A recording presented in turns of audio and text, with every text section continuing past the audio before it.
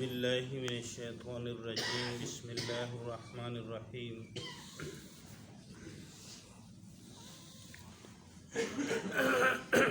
انما حرم علیکم المیتۃ والدم ولحم الخنزیر وما اہل به لغیر اللہ فمن اضطر غیر باغ ولا عاد فلا اثم علیہ ان اللہ غفور رحیم صدق اللہ العظیم۔ سورۃ البقرہ آیت نمبر 173۔ انما حرم، در حقیقت حرام کیا گیا، علیکم تمہارے اوپر، المیتۃ مردار، والدم اور خون، ولحم الخنزیر اور خنزیر کا گوشت، وما اہل اور جو پکارا جائے بھی اس پر، لغیر اللہ اللہ کے سوا کے لیے، ومن اضطر پس جو آدمی لاچار ہو جائے، بے بس ہو جائے، بے اختیار ہو جائے، غیر باغن نہ سرکشی کرنے والا ہو، ولا عادن اور نہ حد سے بڑھنے والا ہو، فلا اثم علیہ تو کوئی گناہ نہیں علیہ اس پر، ان اللہ غفور رحیم بس بے شک اللہ تعالیٰ بخشنے والا مہربان ہے۔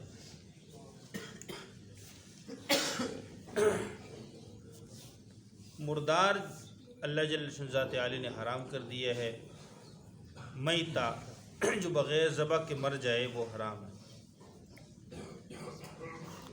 اللہ جل ذات عالی نے یہ حرام فرمایا ہے کہ میتہ مردار بغیر ذبح کیے ہوئے وہ کیا ہے، حرام۔ ایک میتہ تو یہ، دوسری بات یہ کہ جس پہ اللہ کا نام نہ لیا جائے وہ بھی مردار ہی بن جاتا ہے، جس پر اللہ کا نام نہ لیا جائے۔ آپ جانور ذبح کر رہے ہیں اور اللہ کا نام اس پہ نہیں لے رہے، کسی اور کا نام لے رہے ہیں، وہ بھی مردار ہو جاتا ہے، وہ بھی حرام ہے۔ اب اللہ کے نبی صلی اللہ علیہ وسلم فرماتے ہیں احل لنا المیتتان، ہمارے لیے دو مردار یعنی بغیر ذبح کیے دو جانور وہ حلال کر دیے گئے۔ اللہ کے نبی نے فرمایا السمک والجراد، ایک مچھلی ہے اور ایک ٹڈی ہے جو بغیر ذبح کے حلال ہیں، اگر خواہ وہ خود یعنی مطلب یہ کہ اس کو پکڑا جائے اور بغیر ذبح کے کیا ہو جائے، وہ یعنی وہ ہمارے لیے حلال ہے۔ اللہ کے نبی صلی اللہ علیہ وسلم نے فرمایا۔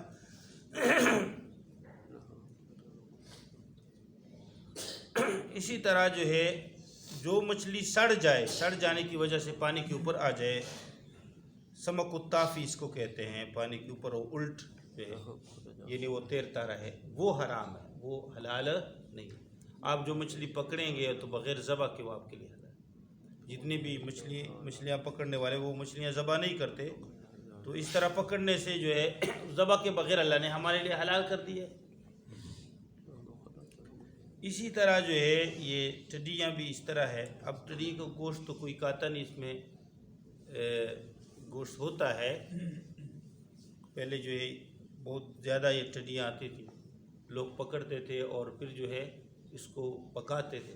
یعنی یہ اب چونکہ یہ عام نہیں ہے، اس وجہ سے لوگ اس کو کراہت، اگر ایک آدمی اپنے طبعاً کراہت کرے وہ الگ چیز ہے، تو اس سے وہ چیز حرام نہیں ہو جاتی، وہ اس کی مزاج ہے، لیکن نبی صلی اللہ علیہ وسلم نے فرمایا یہ حلال ہے ہمارے لیے۔ دوسری بات یہ ہے کہ وہ دمان دو جو ہے دو خون ہمارے لیے اللہ کے نبی صلی اللہ علیہ وسلم نے فرمایا، ایک جگر الکبد، ایک جگر، اور دوسرا جو ہے طحال یعنی گردہ، جگر یا کلیجی، یہ اللہ کے نبی صلی اللہ علیہ وسلم نے فرمایا دو جمے ہوئے خون ہیں، یہ اللہ تعالیٰ نے ہمارے لیے حلال کر دیا۔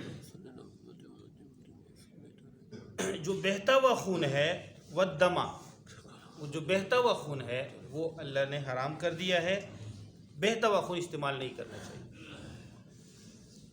ناسمجھی کی وجہ سے بعض لوگ بہتے ہوئے خون سے بھی فائدہ لیتے ہیں، جیسے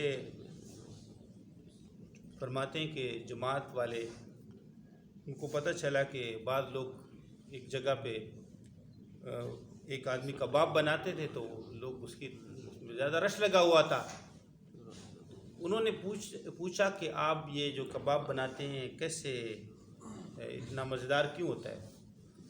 اس نے کہا کہ جب صبح صبح قصاب جانور ذبح کرتا ہے تو میں جو خون نکلتا ہے وہ میں جمع کر کے اس میں ڈالتا ہوں، تو اس کی وجہ سے اس میں ذائقہ آ جاتا ہے اور لوگ جو ہے اس کو کھاتے ہیں۔ اب اس کو بھی پتہ نہیں تھا، وہ لوگ کو حرام کھلاتا تھا، اور بہتے ہوئے خون سے جو چیز آپ بنائیں گے نا، کس چیز کے ساتھ ملاوٹ کریں گے بہتے ہوئے خون سے، وہ چیز حرام ہو جاتا ہے۔ تو یہ اتنا علم ہر مسلمان پہ فرض ہے جو حلال حرام جائز ناجائز پاکی ناپاکی کی تمیز کر سکے۔ اب وہ خود بھی حرام کام کر رہا تھا، دوسروں کو بھی حرام کھلا رہا تھا، ٹھیک ہے نا جی؟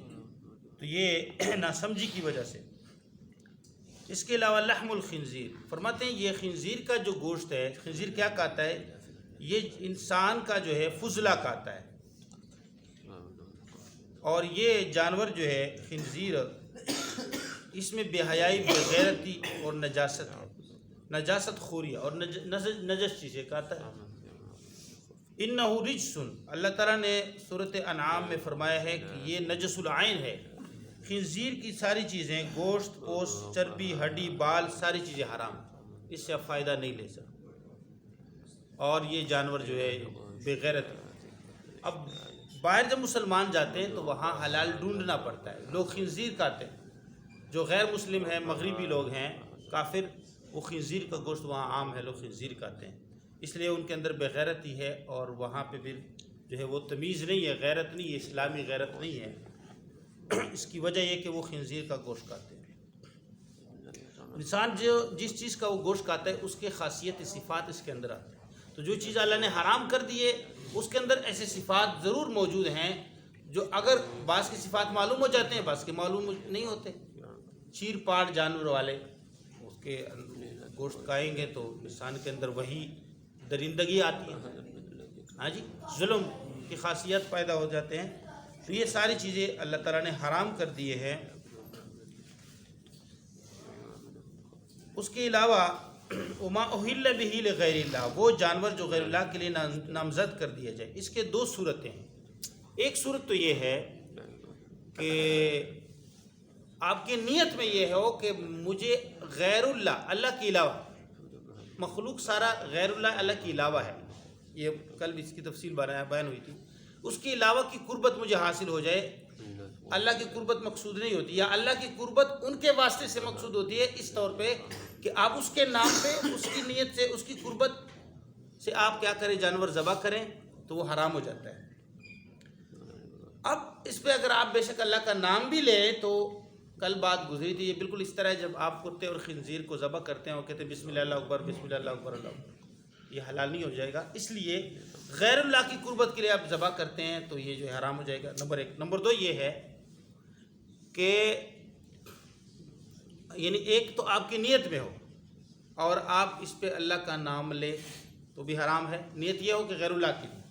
دوسرا یہ ہے کہ آپ کی نیت میں یہ نہ ہو کہ غیر اللہ کے لیے، آپ اس پہ اللہ کا نام نہ لیں، غیر اللہ کا نام لیں، ہاں اس میں فلانا فلانا پیر سے، آپ فلانا نبی کے نام پہ ذبح کرتا ہوں، اگر آپ اللہ کے علاوہ کسی کا نام لیں اس کے اوپر تو یہ بھی حرام ہو جائے گا، یاد رکھیں۔ اور تیسری اس کی شکل یہ بھی بنے گی کہ آپ کی نیت میں بھی ہو کہ میں غیر اللہ کی قربت حاصل کروں، اور نام بھی غیر اللہ کا لوگے، اللہ کا نام نہ لوگے، تو وہ بھی حرام ہو جائے گا۔ مما اہل کا معنی جس پر پکارا جائے، اہل کا معنی جس پر پکارا جائے، لغیر اللہ، اللہ کے علاوہ کے لیے، اللہ کے علاوہ کے لیے صرف بت مراد نہیں ہے، اللہ کے علاوہ کے جو جتنے بھی الگ، اس پہ سب کا اتفاق ہے، کوئی اختلاف نہیں ہے کہ اللہ کے علاوہ سے کیا مراد ہے، جو مخلوق ہے وہ اللہ کے علاوہ کی۔ اب یہاں پہ بحکم حدیث فرماتے ہیں نبی صلی اللہ علیہ وسلم نے جو جانور اور پرندے شکار کر کے کھاتے ہیں، یعنی اللہ کے نبی نے فرمایا کہ جو جانور اور جو پرندے شکار کر کے کھاتے ہیں یا ان کی غذا صرف گندگی ہے، اس کا کھانا جائز نہیں، ان جانوروں کا کھانا جائز نہیں، جیسے شیر، بھیڑیا، گیدڑ، کتا، بلی، بندر، شکرا، باز، گدھ، یہ سارے جانور حرام ہیں۔ اب اس کے علاوہ جو جانور پرندے ہیں، یعنی طوطا، مینا، فاختہ، چڑیا، اور بٹیر، مرغابی، کبوتر، نیل گائے، ہرن، بطخ، خرگوش وغیرہ یہ سب جائز ہیں۔ اب کچھ ایسی چیزیں جس کا ہم گوشت نہیں کھاتے لیکن ہے وہ جائز۔ اسی طرح اللہ کے نبی صلی اللہ علیہ وسلم کے حدیث کے حکم کے اعتبار سے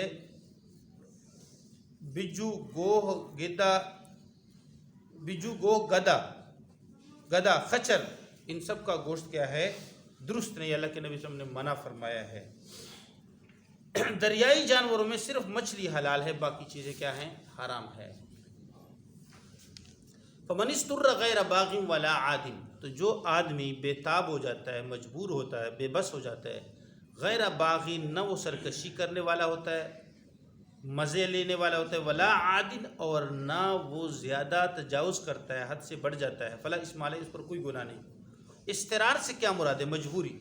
ایک مجبوری ہے کہ اللہ کی طرف سے آپ کے پاس حلال موجود نہیں ہے اور آپ بھوک کے ایسی حالت میں آ جائے کہ بھوک سے اتنے بے تاب ہو جائیں کہ آپ کی جان پر آ بنے، یعنی موت کی حالت تک آپ پہنچیں، اس وقت اتنا جو ہے حرام آپ کے لیے جائز ہے کہ آپ کی جان بچائی ہو جائے، اتنا حرام آپ کے لیے کھانا جائز ہے۔ ایک یہ، دوسرا یہ کہ کوئی آپ کو مجبور کر دے، بھائی یہ حرام آپ نے کھانا ورنہ میں آپ کو مارتا ہوں، تو اب اتنا جو ہے اس وقت یہ مجبوری کسی مخلوق کی طرف سے ہے، تو یہ دو حالتیں۔ فمن اضطر، جس کو مجبور کر دیا جائے، مجبور کرنے والا کوئی اور ہو، غیر باغ، اب اس کو مجبور بھی یہ حرام کھاؤ، اب وہ اس وجہ سے حرام کھائے، اور پھر یہ نہیں کہ وہ مزے لینے والا ہو زیادہ کھائے، اور یہ کہ غیر باغ سرکشی کرنے والا نہ ہو، فلا اثم علیہ، پر کوئی گناہ نہیں۔